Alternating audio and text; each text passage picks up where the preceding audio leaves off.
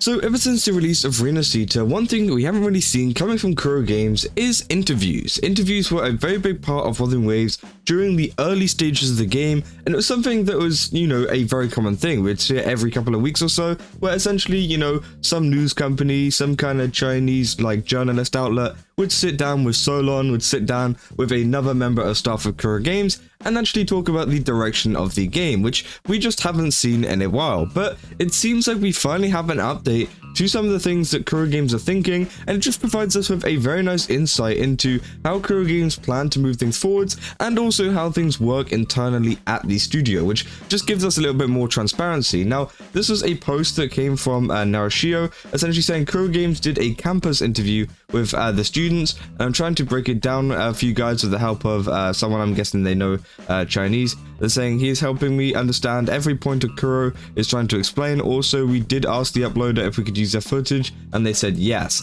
So essentially, this is the entire summary of the interview, and it's very, very interesting. Obviously, they say introduction to types of planning. They go into combat planners, responsible for character skills and combat system design, narrative planner, responsible for writing the storyline, world building, character backstories, etc. Now, I'm pretty sure what they're doing now is just listing out a lot of the kind of different roles to play in Kuro Games, which is interesting because obviously, they're kind of teaching the students exactly what they could be aiming for whenever it comes to working in a game studio, which I think is definitely interesting. And it's also interesting to see how things run, because it means they do have people that are separately responsible for different things. For the combat, the narrative, they say system planner, which is responsible literally just for the UI and event portals as well. They say, quest planner, level planner, who's responsible for building narrative platform, product design, creating engaging interactions, which, that's a good kind of a thing to have in the game. Now they say core responsibilities of level planning, building the narrative platform, product structure design. They say use whiteboards and self-made processes to communicate to teammates what kind of scene content the level planner wants. Reverse the design of the mission scene for Gion's companion quest dungeon. So essentially, I think they're going through some of the kind of, processes that they use, and one of them is just as simple as a whiteboard, which I think is quite interesting because obviously, many people would think it'd be this really over-the-top complicated way of designing or thinking about ideas for the game, but they use stuff like whiteboards and self-made processes to actually kind of communicate to other people what they want and what they want to see kind of happening. Now obviously they say make good use of existing in-game mechanics and engine tools such as UE blueprints to implement gameplay prototypes.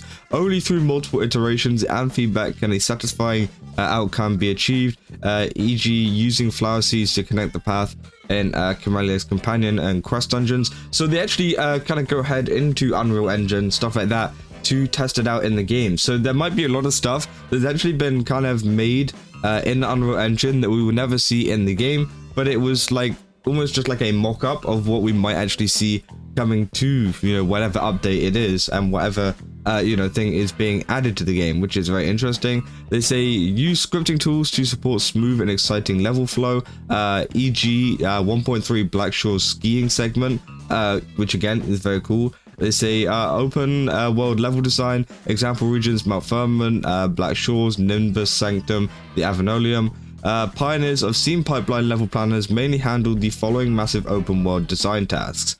They say they provide a basic map size, terrain structure, main roads and point of interest. Then they propose and lead the design of the core gameplay features such as reversal, cartethyia, portals, gliding, gravity, inversion, etc. So they are kind of planning out the overall map size, stuff like that. But then they also go into the actual kind of gameplay features as well, which I think is kind of cool because obviously it's all kind of just under one person or one kind of team that is deciding on what to do. Obviously they say use top-down maps, white boxes and even self-made models to push scene artists into action. They say, for example, the first look view open world level planners must emphasize its design and guide artists to focus accordingly. And then they say growth of a level planner, creative master, beginner level designer, familiar with the game and development environment, capable of handling simple design work and basic configurations. They say example, completed an interactive mechanism for chrono sorter in Mount Firmament in version 1.1, placing wild monsters in Mount Firmament. So I'm guessing this is like the different levels of being a level planner that you could actually be at. So for example, if you wanted to get into it, the kind of thing that you would be seeing if you wanted to become a level planner is you would probably start off with something like creating an interactive mechanism for the Corona Sorter. That type of like small little task, and then obviously you move on to like a senior level designer where they say capable of completing full level content under the team's lead guidance. They say designing the scene flow of the version 2.0 exploration quest where wind returns to celestial realms under guidance. And then we got veteran level designer who's able to independently handle full level flow area or area themed gameplay design and proactively push downstream execution efficiently. They say independently designing the themed gameplay Tethys Portal in version 1.3 and following these through with smooth visual performance so other level teammates can configure it smoothly. So yeah, again, they say version level owner leads the level team to actually accomplish the set design goals, guides new team members, coordinates with other departments, and ensures high quality implementation. Planning the map design of the version 2.2 Avnolium, coordinating cooperation between level planners and other departments. So essentially, they are the ones that keep everything together. They're the ones almost at the top, just kind of like, you know, deciding everything. And then finally got the creative master, who is able to like lead the team in creating level content that exceeds market expectations, which again, very, very cool. And they say key point, able to repeatedly do the above. So essentially, this kind of team will repeatedly go over and over and over again, doing different kind of levels, different areas. So it's not just like a one and done thing, which I think is a very important key point to add there. And obviously, yeah, they go on to a Q&A, which I think is also pretty interesting because they go into some of the kind of aspects of the gameplay. They say at the end of version 1.0, exploration felt tedious and repetitive, although version 2.0 introduced some fresh ideas. It's hard to see how future updates can keep innovating without falling back into the same monotony.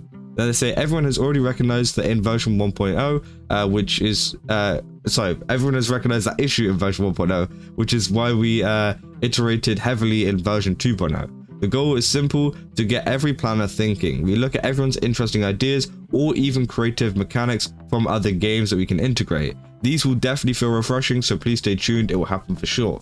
So that's very exciting because obviously they're saying that they are looking at other games and some mechanics that they have that they could implement possibly into their own game, which is going to be very, very positive for the game in the future because it means we're going to have a couple of new, you know, systems, a couple of new like events or whatever, you know, could be added. And I think that's very nice. And it's also nice to see that they said that, you know, they take into account, you know, obviously we went through all the different levels of designers starting from beginner.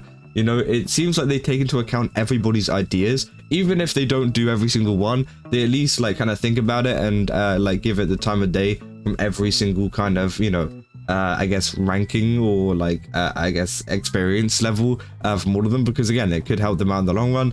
They say older maps felt darker in tone, background music was monotonous, and overall gameplay was dull, while rinascita was a major improvement. It felt fragmented, as if each person built something pretty in isolation. It's hard to describe the region with a unified theme.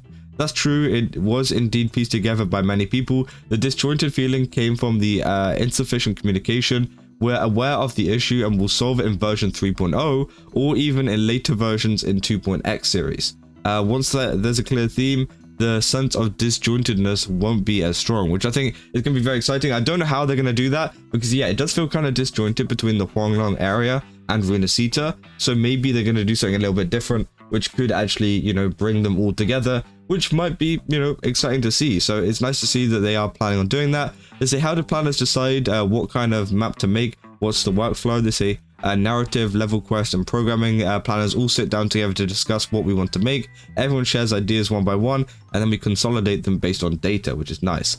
And then this person as well asking a question saying, I'm a veteran of Wuthering Waves and Punishing Gurren. I think the 4-person team setup, stationary dialogues, map, art, tech, and story are all great. Before Wuthering Waves came out, I used to play competitor title Genshin Impact. It includes critical feedback. So again, they included some critical feedback there. They said, during development, we didn't aim to compete directly. Comparisons don't help us create anything better. We're focused on what we can do and what we're good at. So again, they don't want to get too involved in the whole going after Genshin Impact or anything like that. Now they say, For the anniversary event, it seems like there was a disconnect between the company's and players' expectations, and they said, yes, version 2.3 didn't do well. We've already apologized. It was an issue.